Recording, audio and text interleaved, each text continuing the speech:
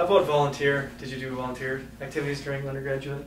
The bulk of my volunteering was on the mission trip I did this past summer, but I did do small volunteer things throughout that I didn't write on my application because they weren't significant enough, but through various organizations I was in, we'd do like wellness activities throughout campus, supporting healthy campus and not smoking and things like that. But other than that, the mission trip, I put in 2 weeks worth of volunteer hours, so that was enough for them at least. I thought that was a big deal. So how did you find this volunteer mission trip thing that you did, and how did you arrange it or get support for it?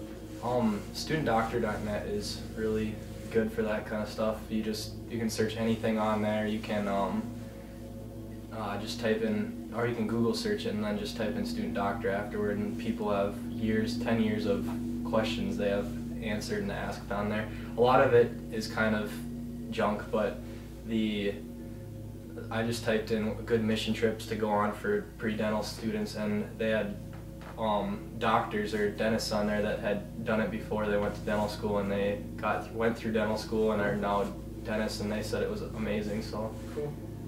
You mentioned StudentDoctor.net. I've gone on there and I've looked at some of the chats and the topics, and some of it seems reliable and genuine. Other responses or comments seem a little bit self-serving or questionable, where you have somebody who hasn't been accepted giving somebody else who wants to be accepted advice. Yeah. Do you think that there's caution when you're a student doctor? There's a lot of caution. I know that it was really helpful for me when I was going through the application process to see people would post under their name, whenever they posted something, they'd put their application send out date when they sent it into AdSAS and when it was received, and then their comment would be like, oh, I just got an invite for an interview from this school, so if you were on track with that if you sent yours in at the same time. But that was what I used it for.